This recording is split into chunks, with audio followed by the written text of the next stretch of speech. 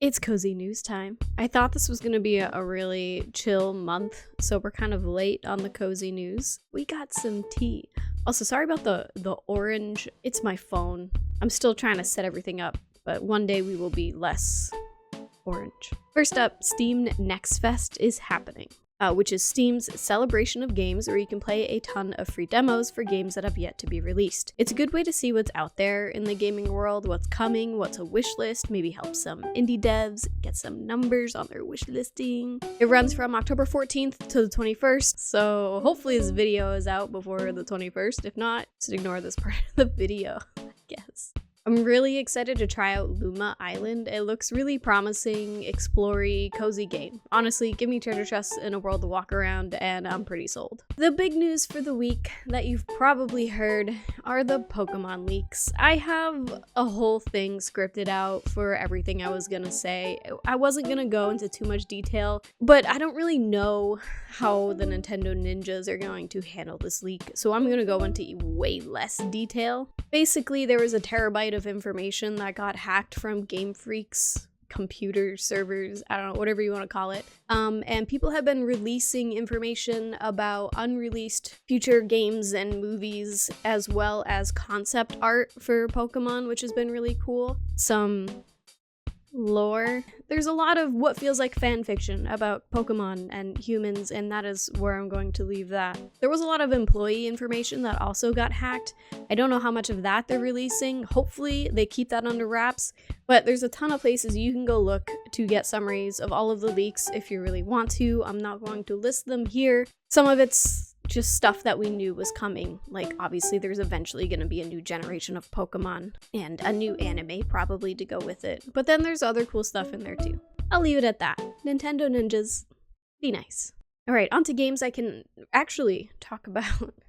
If you've never heard of Solarpunk, it's one of those cozy games that I've personally been following for a while. It's an open world survival crafting game, and it's in first person, which I feel like is unique in this aspect of cozy games. Everything's always third person, top down. It's kind of cool to see something in first person for once. There's farming, decorating, crafting, you know the gist. They just released a new devlog with information about their energy mechanics, and this is way more in depth than I was expecting from a cozy game. You can have solar panels that you have to connect to energy sources to power some of your electronics. The player will even have to strategize around things like weather, because obviously, you know, the sun's not out when it's raining out. So you'll need a bigger battery to charge your solar panel so you can keep the electricity going through storms. Also, can I just take a second and say how amazing this game looks so early in development? I know we're probably just seeing the good parts, but it gets me so excited. Like, just look at this storm. It's wonderful. The Solarpunk devs are listening to a lot of the community as well. They're always asking for opinions in their videos, like which battery design we like the best, or even a decoration mechanics where items are just left hanging in the air after you remove like a shelf or a pole, and whether or not that's something that we would enjoy as decorators. And the answer to that is always yes. The more glitches we have, we don't care about immersion. We just want really cool decoration mechanics. I'm rooting for this game. I'll link their YouTube channel in the description so you can see all the beauty for yourself. But this is definitely the next cozy game I'm excited for that has 0 release date. I've been following it for what feels like years. I don't actually know how long I've been following it, but I'm looking forward to following it for even more years if I really need to. Spirit City Lo-Fi Session got a... Is it Sessions? Is there an S? I think there's an S. Got a Halloween update, which is pretty nice. If you need some kind of like homo timer or some productivity app, get this game because it is super helpful. The lo-fi is super chill. You can customize your room, you can customize your avatar, you can customize like basically everything, and they keep adding stuff all the time. And now we got some fall Halloween vibes. We got outside. We have new pets that we can find. I don't know. This is like an underrated productivity game. It's really nice, relaxing. Highly recommend. It's one of those games that really surprised me with how much I log into it. Sometimes it's hard to find good lo-fi, and I need a break from lo-fi girl. This game has good lo-fi. If you're already familiar with the game and want to know more information, there's a link in the description for the patch notes because they added a ton with this update. Next up on the Nintendo news, Nintendo has continued with their interesting, innovative hardware with an alarm clock. I'm sure you've all seen Alarmo by now, but you can wake up to the sounds of your favorite Nintendo games. And if you happen to sleep alone, then you can use a motion sensor to get some sleep data. This also allows Alarmo to play like Nintendo sounds to help you wake up. Go check out the trailer, it explains it way better. But it looks like a pretty cool thing. The problem is it's $100, and it doesn't work if you don't sleep alone in your own bed. But I will say, normal alarm clocks suck. Those things wake you up effectively, but just not in a nice way. They just kind of stab you in the brain with a loud noise until you get out of bed. Nintendo plays some nice Nintendo music, which is much better. Alarmo is only available to those who are currently subscribed to Nintendo Switch Online. I'm assuming they'll make it available to the general public eventually, but right now they're just limiting who can purchase it at the beginning. It helps Nintendo decide how much demand there is for this new thing that they came up with, so they can just kind of adjust supply to meet demand.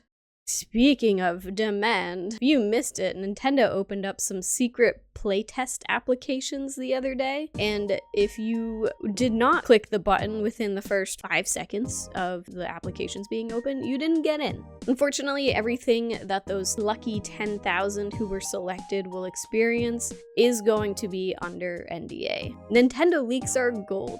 So under NDA means it'll take about 4 minutes instead of 3 minutes for someone to tell us what the heck they're playtesting. I'm assuming it's a server test for something. Why else would you need 10,000 people? We'll find out soon, probably. Nintendo also teased something exciting coming to Nintendo Switch Online expansion with a stay tuned to find out email. This could literally be anything. I doubt they're putting GameCube on the Switch 1. I feel like we're just too close to the Switch 2 for that to be a thing. Maybe they're gonna talk about transferring to the new Switch all of our data. I don't know. Something exciting. It's probably not exciting. I think they're definitely just hyping up nothing. Or at least that's what I'm telling myself, so I don't get excited for GameCube. Now for the cozy games for the month. And most of them are already out because it's halfway through October. But that just means you don't have to wait. You can just play these games like immediately.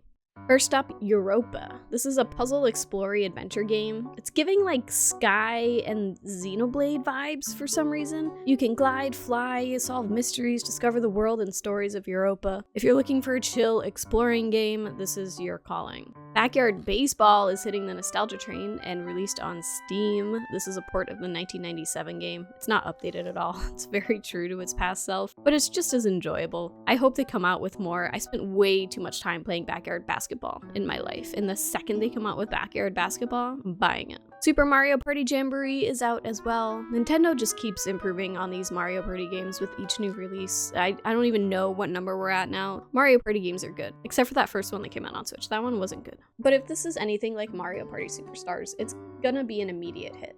Neva or Neva? I don't actually know. Neva sounds better. Probably Neva.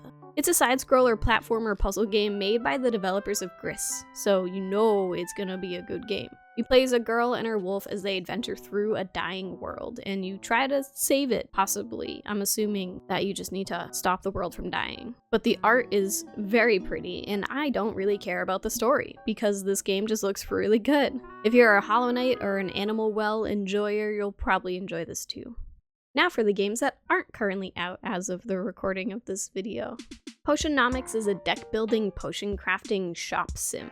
You get to strategically brew potions to satisfy your customers' needs to earn money and pay off your debt to Tom Nook, who is secretly this lady. There's also a romance option, apparently, and potion competitions. This game seems to be doing something different than the normal potion crafting games that already exist on the market. Bringing romance into it definitely adds something new, and these competitions kind of look interesting too. I'm always a sucker for these trial and error type of mechanics when recipes come into play, and this definitely looks like one of those. Potionomics releases on Steam on the 17th and on Switch on the 22nd. Oh, it's the 17th as I'm recording this. Cool, it's out on Steam right now. Orange Season is finally seeing a full release outside of early access. It's your typical Stardewvania game. It didn't really look like it did anything particularly different from the trailer. I haven't played it myself, but this game has been around for quite some time. Early access started around 2017, so Stardew definitely overshadowed this game. But if you're looking for a new farm sim to play, then Orange Season will be releasing its 1.0 update, I'm pretty sure, on PCs and consoles on the 24th. There is a free demo on Steam if you want to play before you buy. And now that I'm thinking, this might be a Next Fest thing, so maybe the demo's not there when you're watching this, but definitely worth playing before you buy. And if you have played, let me know. I'm curious how a farming sim game that's been out since 2017 is doing. And that's it for October Cozy News. I love that we keep having these quality cozy games come out every month. I am drowning in them though. Like, I'm currently just playing Echoes of Wisdom and Card Shop Sim, and it feels like I don't have time for anything else. But if I ever need to go back and play a cozy game, there's just a huge backlog, and that makes me happy. But that is it for Cozy News today, and I will see you on the next one.